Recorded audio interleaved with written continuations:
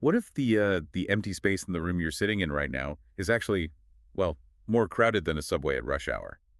I mean, it completely shatters the comfort zone, right? We're so conditioned to only trust what we can physically bump into, Yeah, exactly, like the walls, the furniture. right? The solid architecture of daily life. But this framework demands a total restructuring of what we consider real. It really does. So welcome to the deep dive. Today we are exploring a framework of reality where empty is just a complete illusion, and you are constantly brushing up against unseen forces, whether you realize it or not. And we are pulling this directly from the teachings of Hanshi Deena Naidu.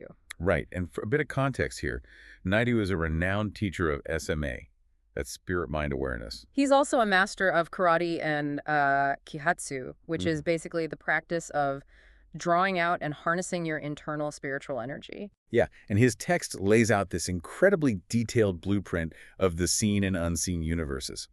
Our mission today is to figure out the actual mechanics of his system, like who exactly is inhabiting these hidden layers and how you're supposed to navigate a reality where almost everything that matters is entirely invisible. Which is a lot to take in, but he treats the spiritual unseen not as some, vague mystical concept. He treats it as physics. Okay, let's unpack this. Yeah.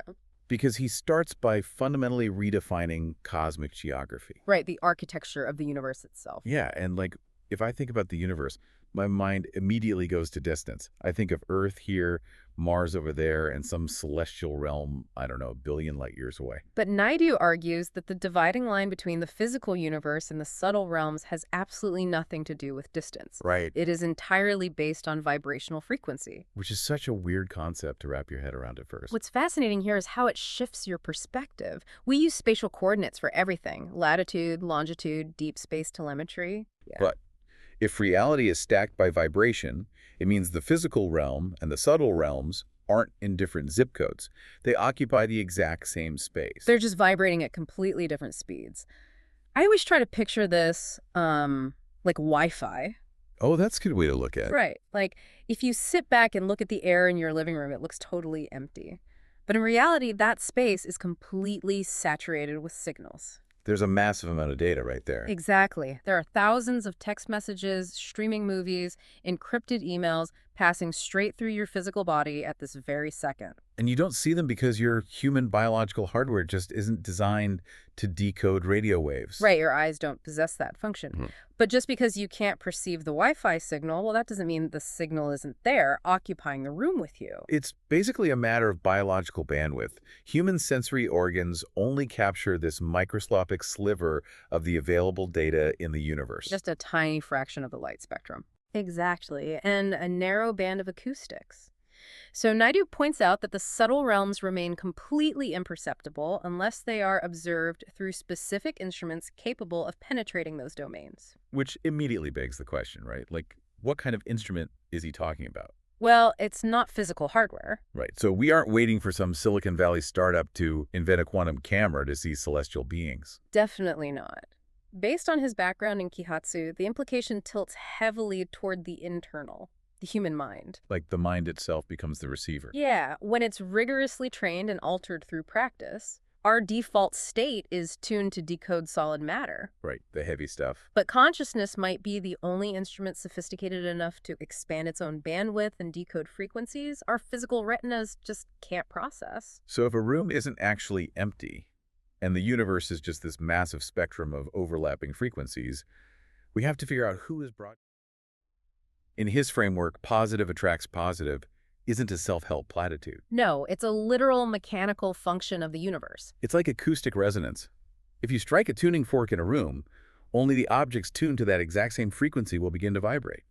That is the perfect way to understand it. Your emotions, your daily mindset, your baseline psychological state, they aren't just isolated events happening invisibly inside your head. They are measurable, active cosmic frequencies. Yes, frequencies that you are broadcasting outward into the overlapping dimensions. We run firewalls on our laptops to block malicious code, but Naidu is pointing out that we leave our own consciousness completely unencrypted. This raises an important question. What kind of signal are you putting out there? Right, because we walk around projecting anger, fear, resentment, and we don't realize we are actively opening a port for entities that operate on those exact low frequencies. Now, discernment isn't just about analyzing an entity after it manifests in your living room. It's proactive. Exactly. It's the active daily management of your own energetic output. By cultivating positive energy, you elevate your internal vibration. You literally tune yourself out of the reach of darker, manipulative entities. You raise your frequency above their operational bandwidth. That completely reframes the stakes of just having a bad day. Getting cut off in traffic and holding onto that anger isn't just bad for my blood pressure anymore. Under this framework, it's a breach of cosmic cybersecurity. Yeah, I'm muddying my broadcast signal and making myself a beacon for the wrong kind of visitors. We have to take responsibility for our energetic footprint. The physical world feels solid, but we are essentially active nodes in a vibrant, highly populated network. Every thought is a signal sent into the unseen. Exactly. When you pull all these threads together, the sheer scale of Naidu's philosophy is staggering. We started with the realization that distance is an illusion. Reality is stacked in layers of vibrational frequencies. Right. And we explored the heavy spacesuit of the physical body, which tethers us to space and time while celestials and ET drones cross into our world. And we tackled the necessity of abandoning spiritual naivety. Because just because something is invisible doesn't mean it's benevolent. Ultimately, it comes back to the realization that your own emotional frequency is the most powerful navigational tool you possess. It is a profoundly empowering framework.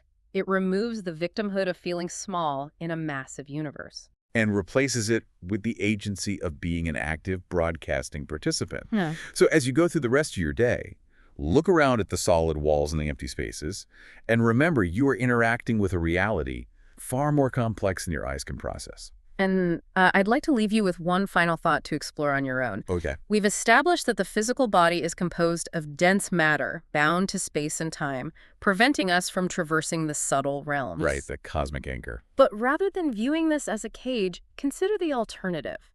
Is it possible that the physical body is not a cosmic demotion, but a highly specialized, temporary instrument you were given specifically so your consciousness could experience the incredibly rare, slow, tactile beauty of this exact vibrational frequency? Wow, that changes everything.